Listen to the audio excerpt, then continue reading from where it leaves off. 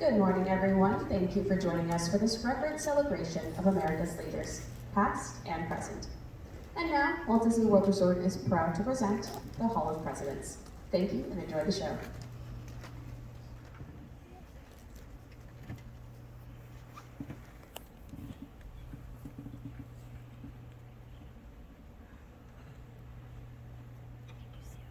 This program is dedicated to the memory of Walt Disney.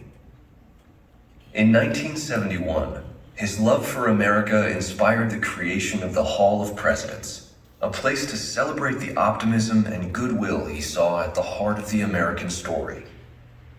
Walt's vision was to honor the nation by honoring the American presidency.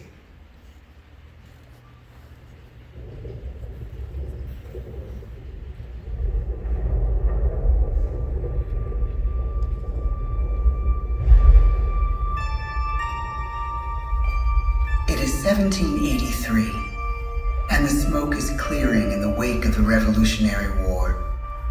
Over the course of 8 grinding years, General George Washington has led a force of shopkeepers, farmers, and Native American allies to victory over the greatest military power in the world. A new nation has been born, independent and free. The founders must form a national government.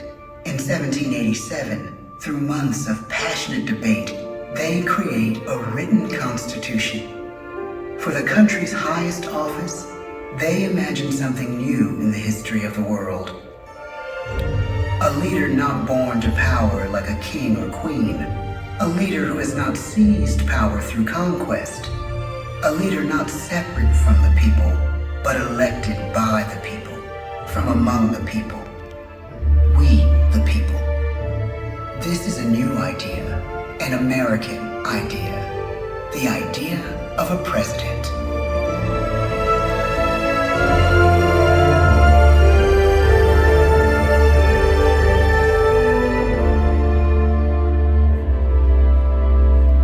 The people don't know exactly what a president will be, but there is little doubt who it will be.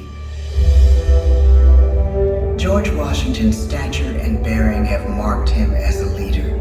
His integrity has made him a great one. Washington knows that many generals who have led successful revolutions make themselves dictators or kings.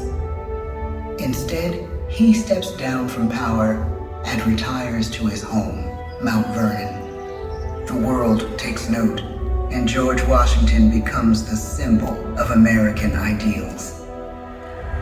In the first presidential election, it's Washington by a landslide. The only doubt seems to be his own. He writes, "Integrity and firmness is all I can promise.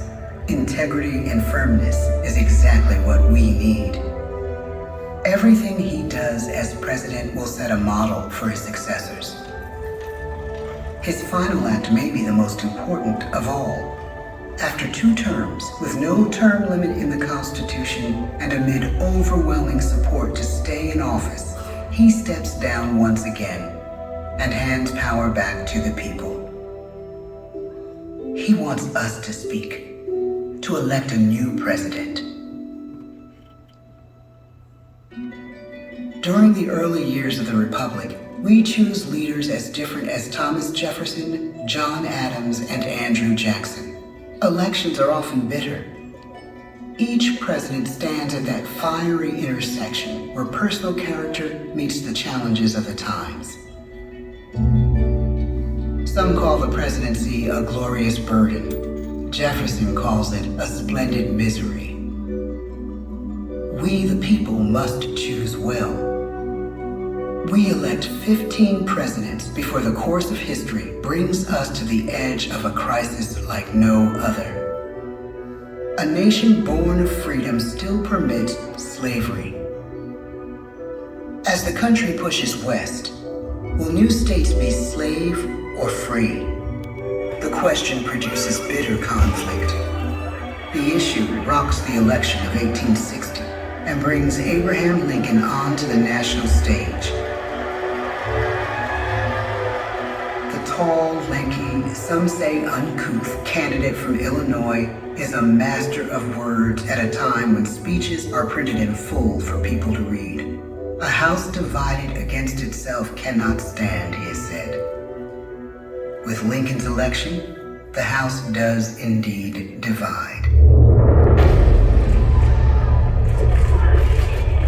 Civil War. 11 states secede from the Union. The war becomes a defining passage in the American story. The president's own inner strength and depth of character changed the course of history. Lincoln had come up the hard way on the American frontier, desperately poor, with less than a year of formal schooling. His early years were scarred by tragedy, the death of his mother, his sister. He once said he's driven by a desire to leave the world a little better place for having lived in it. The war rages. Lincoln fights to preserve the Union and end slavery. Neither is a sure thing. At Gettysburg, Pennsylvania, 6 months after one of the bloodiest battles of the war, the president dedicates a cemetery to the thousands of soldiers who died there, in words we can never forget.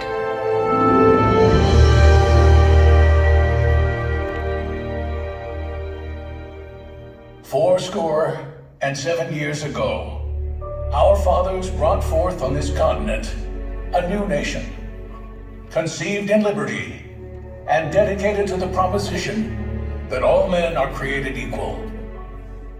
Now we are engaged in a great civil war, testing whether that nation or any nation, so conceived and so dedicated, can long endure. We are met on a great battlefield of that war. We have come to dedicate a portion of that field as a final resting place for those who here gave their lives, that that nation might live. It is altogether fitting and proper that we should do this. But in a larger sense, we cannot dedicate, we cannot consecrate, we cannot hallow this ground. The brave men, living and dead, who struggled here, have consecrated it far above our poor power to add or detract. The world will little note, nor long remember what we say here, but it can never forget what they did here. It is for us, the living, rather, to be dedicated here to the unfinished work which they who fought here have thus far so nobly advanced. It is rather for us to be here dedicated to the great task remaining before us, that from these honored dead we take increased devotion to that cause for which they gave the last full measure of devotion. That we here highly resolve that these dead shall not have died in vain, that this nation, under God, shall have a new birth of freedom, and the government of the people, by the people, for the people, shall not perish from the earth. The blood of over 500,000 Americans is spilled in this Civil War. President Lincoln's enduring hope is to give true meaning to the sacrifices of so many, to lead us to that new birth of freedom. With the end of the war and the end of slavery, a new birth truly begins. As we roll toward the 20th century, settlers roll west on wagon wheels and railroads connect the nation coast to coast. Millions of immigrants pour in from Europe and Asia. Population doubles. Our economy triples. Our standing among nations rises. We need presidents who can lead both at home and abroad. At the same time, a young Theodore Roosevelt is retreating from New York politics and personal tragedy. The death of his wife and his mother on the same day in the same house. In the Badlands of North Dakota, he rethinks his life and the life of his country. He returns stronger in body and spirit. His renewed energy is just what his country needs.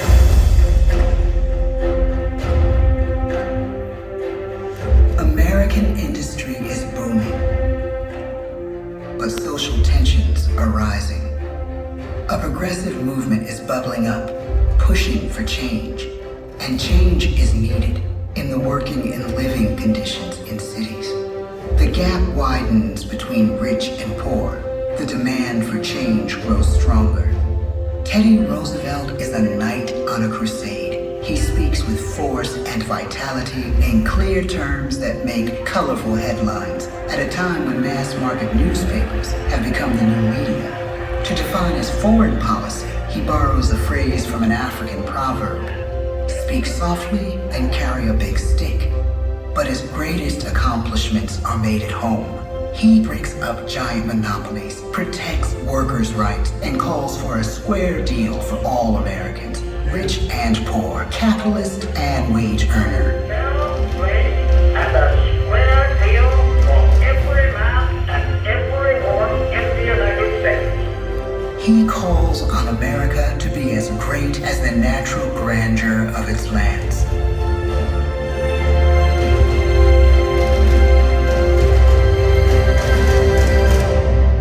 Keep your eyes on the stars and your feet on the ground, he tells us. And we do.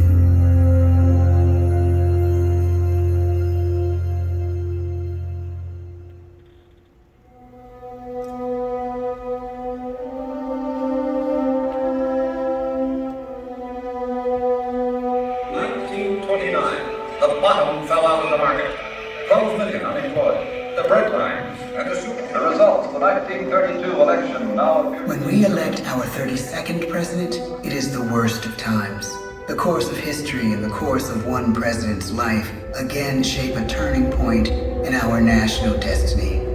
Franklin D. Roosevelt, paralyzed by polio, knows how to restore the faith of a people paralyzed by the Great Depression. I believe in practical explanations and in practical problems. He has found the inner strength his countrymen now need. He speaks to us like a friend, a neighbor. His optimism is contagious, his voice perfect for the latest breakthrough medium, radio. He calls us to believe we have nothing to fear but fear itself. And we do believe. Tonight's attacks on England are perhaps the most widespread of war in the course of the day. But an even greater challenge dominates his final years in office. The Second World War.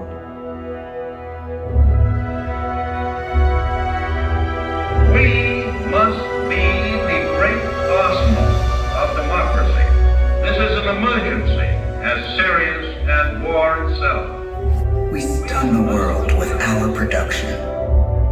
When bombs fall on U.S. troops in Pearl Harbor, he calls us to fight on the war front and sacrifice on the home front.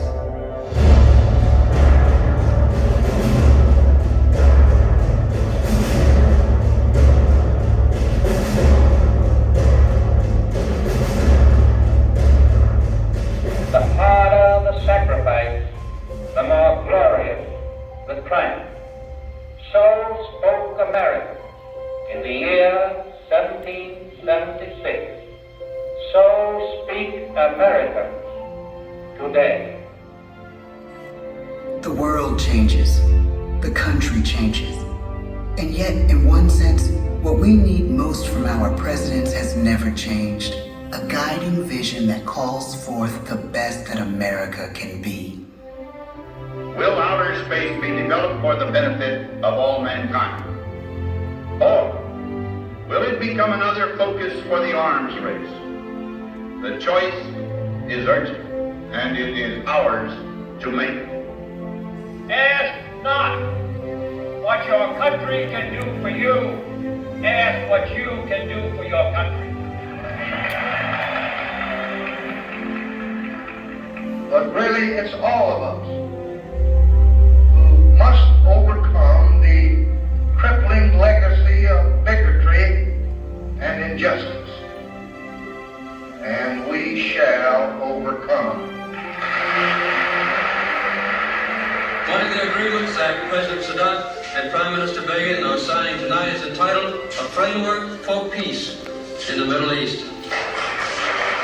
Mr. Gorbachev, tear down this wall. You have lost too much, but you have certainly not lost America. I can hear you. The rest of the world hears you. Loving this country requires the willingness to speak out for what is right, to shake up the status quo. That's America. Our presidency is no longer just an idea. It is an idea with a proud history. Ladies and gentlemen, the presidents of the United States of America.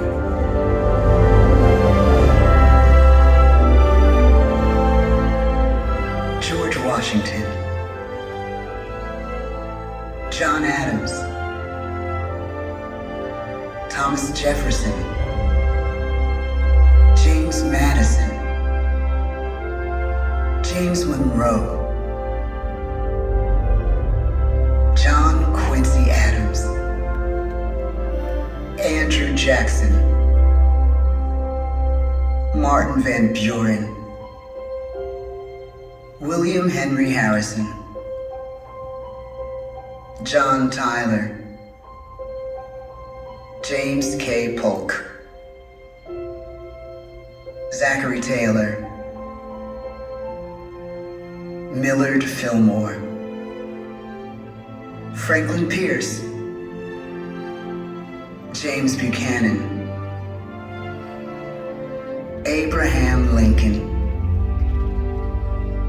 Andrew Johnson, Ulysses S. Grant,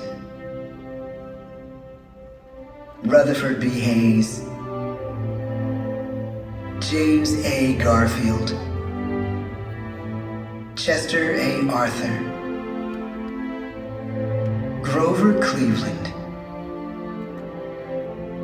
Benjamin Harrison, William McKinley, Theodore Roosevelt, William Howard Taft, Woodrow Wilson, Warren G. Harding, Calvin Coolidge, Herbert Hoover, Franklin D. Roosevelt, Harry S. Truman, Dwight D. Eisenhower, John F. Kennedy, Lyndon B. Johnson, Richard M. Nixon, Gerald R. Ford, Jimmy Carter, Ronald Reagan, George Bush, Bill Clinton, George W. Bush, Barack Obama, Donald Trump,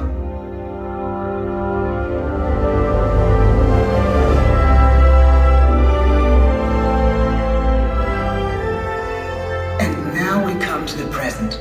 Once again, we place our trust in the idea of a president, as we have from the beginning. My fellow citizens, no event could have filled me with greater anxieties than that notification on the 14th day of April, 1789, that you had selected me to lead our nation. But it was with the confidence of my fellow citizens that I took an oath. 35 simple words that have been repeated by every American president throughout history. I, Joseph Robinette Biden Jr., do solemnly swear that I will faithfully execute the office of President of the United States, and I will, to the best of my ability, preserve, protect, and defend the Constitution of the United States. So help me God. The presidency of the United States is a role unique in the world, an office entrusted to each president by us, we the people. Therein lies the genius of that new idea, now over 200 years old. A new idea our presidents have turned into a great American idea again and again.